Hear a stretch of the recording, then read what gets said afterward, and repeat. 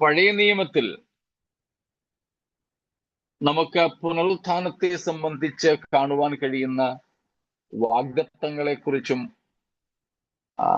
അതിന്റെ പ്രധാനപ്പെട്ട വേദഭാഗങ്ങളെ കുറിച്ചും യെശയ്യാവിൽ നിന്നും ഇയ്യോബിന്റെ പുസ്തകത്തിൽ നിന്നും ഒക്കെ നാം നോക്കിക്കൊണ്ടിരുന്നത്.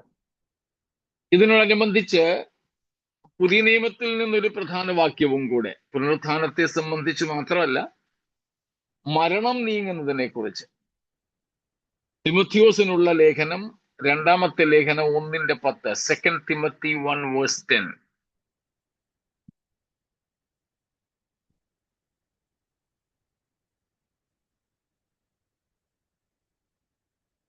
But it has now been revealed through the appearing of our Savior Christ Jesus, who has destroyed death and has brought life and immortality to light through the gospel. Praise God.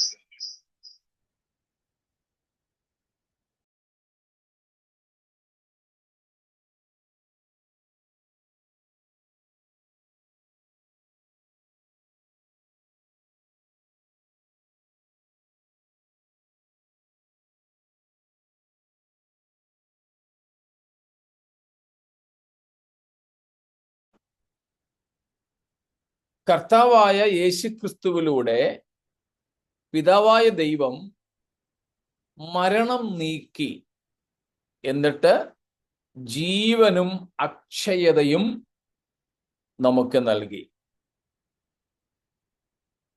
So through Jesus Christ, our beloved Lord brought life and immortality. മരണം നീങ്ങി. അപ്പൊ കർത്താവായ യേശുക്രിസ്തുവിലൂടെ പഴയ നിയമ പ്രവചനങ്ങളുടെ പൂർത്തീകരണം വരുത്തുന്നതായിട്ടാണ് പുനരുത്ഥാനവുമായി ബന്ധപ്പെട്ട് ഇവിടെ നമുക്ക് കാണുവാൻ സാധിക്കുന്നത്. പഴയ നിയമ തെളിവുകളാണ് നാം ഇതുവരെ നോക്കിക്കൊണ്ടിരുന്നത്. ഇത്രയും കാര്യങ്ങളിൽ എന്തെങ്കിലും ചോദ്യങ്ങളുണ്ടോ?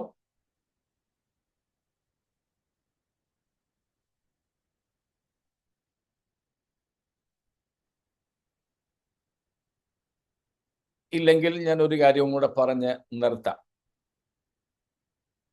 ഞാൻ അല്പം വൈകിയെങ്കിലും നിങ്ങൾ നേരത്തെ വന്നവരാണല്ലോ, അതുകൊണ്ട് കൂടുതൽ വൈകിപ്പിക്കുന്നില്ല. എങ്കിലും ഇത് പറയട്ടെ. സ്തോത്രം. പുതിയ നിയമത്തിൽ, ഇൻ ദ ന്യൂ ടെസ്റ്റമെന്റ്, പുനരുത്ഥാനത്തെ കുറിച്ച് നാം കാണുന്നുണ്ട്. അവിടെ നമ്മൾ കാണുന്ന ഒരു പദമാണ് അനാസ്താസിസ്. അനസ്തേഷ്യ നമുക്ക് പരിചയമുള്ള വാക്ക, അതിൻ്റെ മൂലവാക്കാണിത്. അനാസ്താസിസ്.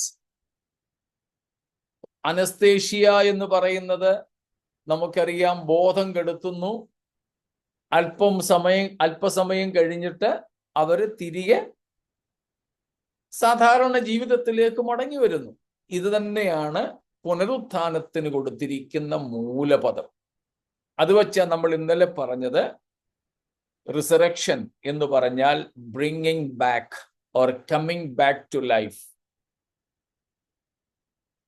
അനസ്തേഷ്യയുടെ ഒരു പ്രത്യേക സമയം കഴിഞ്ഞിട്ട് പഴയതുപോലെ ആരോഗ്യത്തിലേക്ക്, സുബോധത്തിലേക്ക്, ജീവനിലേക്ക് വരുന്നത് പോലെ തന്നെ അതേ പദമാണ് പുനരുത്ഥാനത്തിനായിട്ട് ഉപയോഗിക്കുന്നത്. സ്തോത്രം. വീണ്ടും ജീവിപ്പിക്കുക എന്നുള്ള അർത്ഥമാണ്. ഇങ്ങനെയുള്ള ചില പദങ്ങളുണ്ട്. മരണത്തിൽ നിന്ന് ജീവനിലേക്ക് കൊണ്ടുവരിക, bringing out of or bringing from death. അതാണ് നാം ഫിലിപ്പിയർ 3:8 മുതൽക്കുള്ള വാക്യങ്ങളിൽ കാണുന്നത്. വിശേഷിച്ച് 11-ാമത്തെ വാക്യത്തിൽ നമ്മൾ കണ്ടു, resurrection from among the dead, മരിച്ചവരുടെ ഇടയിൽ നിന്നുമുള്ള ഉയർത്തെഴുന്നേൽപ്പ്. അപ്പോൾ അവിടെ റിസറക്ഷൻ അല്ലെങ്കിൽ ഉയർത്തെഴുന്നേൽപ്പിന് കൊടുത്തിരിക്കുന്ന പദം a resurrection out of, bringing from, മരണത്തിൽ നിന്ന് ഉള്ള ഉയർത്തെഴുന്നേൽപ്പ് എന്നുള്ളതാണ്. Or a rousing from the dead. പ്രത്യേകിച്ച് യേശുക്രിസ്തുവുമായിട്ടുള്ള ബന്ധത്തിൽ എഗേർസീസ് എന്നൊരു പദമാണ് കൊടുത്തിരിക്കുന്നത്. Rousing from the dead, rousing, ഇഗേർസീസ്, EGERSIS, EGERSIS, ഇഗേർസിസ്. മത്തായി 27:53 വാക്യത്തിൽ നാം കാണുന്ന പദം അതാണ്. Mathew 27:53, ഇഗേർസിസ്, rousing from, rising from, coming out of death, മരിച്ചവരിൽ നിന്ന് ഉയർക്കുക. പ്രത്യേകിച്ച് ക്രിസ്തുവിനോടുള്ള ബന്ധത്തിലാണ് നാം അവിടെ കാണുന്നത്. അപ്പോൾ ഇങ്ങനെയുള്ള പദങ്ങളാണ് പുതിയ നിയമത്തിൽ നമുക്ക് കാണാനായിട്ടുള്ളത്. യേശുക്രിസ്തുവിന്റെ ഉയർപ്പ് മുതൽ ഇങ്ങോട്ട് ഉയർത്തെഴുന്നേൽപ്പിനെ കുറിച്ചുള്ള പുതിയ നിയമ ഭാഗങ്ങളൊക്കെ നമുക്ക് അറിയാം. അതിൽ പലതും നമ്മൾ ചിന്തിച്ചു കഴിഞ്ഞു. സുവിശേഷ ഗ്രന്ഥത്തിൽ നമ്മൾ കാണുന്നുണ്ട് യേശു കർത്താവ് പഠിപ്പിച്ച മത്തായി 5-ാം അധ്യായം 25, 28, 29 വാക്യങ്ങളൊക്കെ നമ്മളിന്ന് പല പ്രാവശ്യം ഇതിനോടുള്ള ബന്ധത്തിലും വായിച്ചതാണല്ലോ. ജോൺ 5:25, 28, 29 അവിടെയെല്ലാം യേശുക്രിസ്തു നമ്മെ പുനരുത്ഥാനത്തെ കുറിച്ച് പഠിപ്പിച്ചത് കാണുന്നുണ്ട്. യേശു തന്നെ ഉയർത്തെഴുന്നേറ്റത് കാണുന്നുണ്ട്. ഇപ്പോൾ നമ്മൾ കണ്ട മാത്യു 27:53 യേശു തന്നെ ഉയർത്തു എന്നുള്ളത് നമ്മൾ കാണുന്നുണ്ട്. മുമ്പേ നമ്മൾ ഓർക്കിച്ചാലിൽ നിന്ന് കേട്ട റോമർ 8:20 മുതൽക്കുള്ള വാക്യങ്ങൾ, പ്രത്യേകിച്ച് 23-ാമത്തെ വാക്യം, ശരീരത്തിന്റെ വീണ്ടെടുപ്പായ പുത്രത്വത്തിന് വേണ്ടി ഉള്ളിൽ ഞരങ്ങുന്നത്. ഫിലിപ്പിയർ 3:20-21 വാക്യങ്ങൾ, ഫിലിപ്പിയർ 3:11 വാക്യം, 1 കൊരിന്ത്യർ 15-ാം അധ്യായം മുഴുവൻ, 1 തെസലോനിക്കർ 4:13 മുതൽക്കുള്ള വാക്യങ്ങൾ,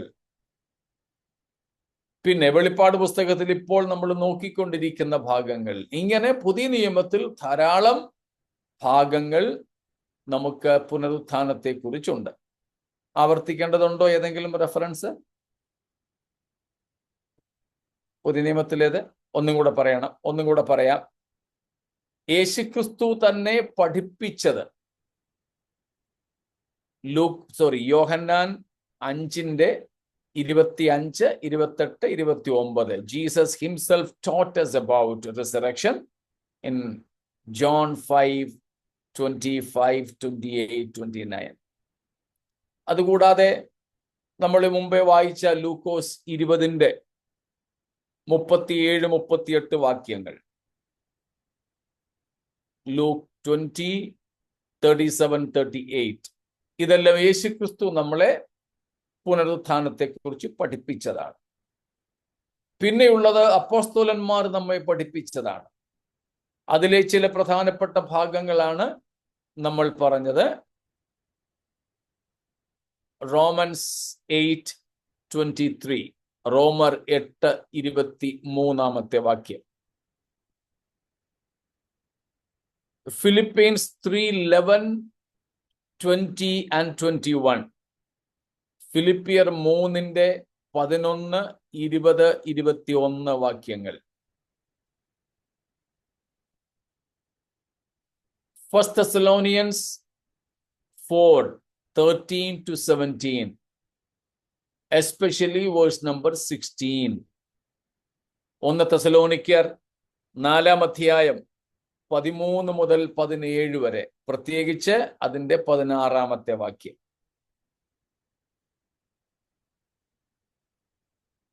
പിന്നെ വെളിപ്പാട് പുസ്തകത്തിൽ നമ്മൾ കാണുന്ന, ഇപ്പോൾ നമ്മൾ ചിന്തിച്ചുകൊണ്ടിരിക്കുന്ന 20-ാം അധ്യായം 4, 5, 6 വാക്യങ്ങൾ.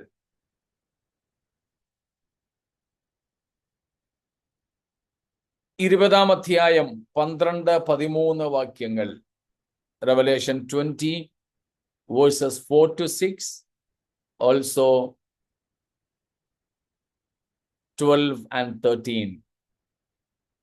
ഇങ്ങനെയുള്ള ധാരാളം പുതിയ നിയമഭാഗങ്ങളും കർത്താവായ യേശുക്രിസ്തുവും അപ്പോസ്തലന്മാരും നമുക്ക് മരിച്ചവരുടെ പുനരുത്ഥാനത്തെക്കുറിച്ച് പറയുന്ന ഭാഗങ്ങളായിട്ട് മനസ്സിലാക്കുവാൻ സാധിക്കും.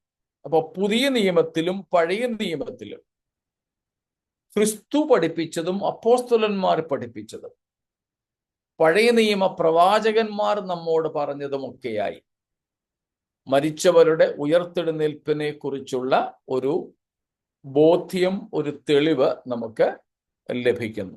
സ്തോത്രം. ഇത്രയും കാര്യങ്ങൾ വ്യക്തമാണോ? ഇത്രയും കാര്യങ്ങളിൽ എന്തെങ്കിലും ചോദ്യങ്ങളുണ്ടോ?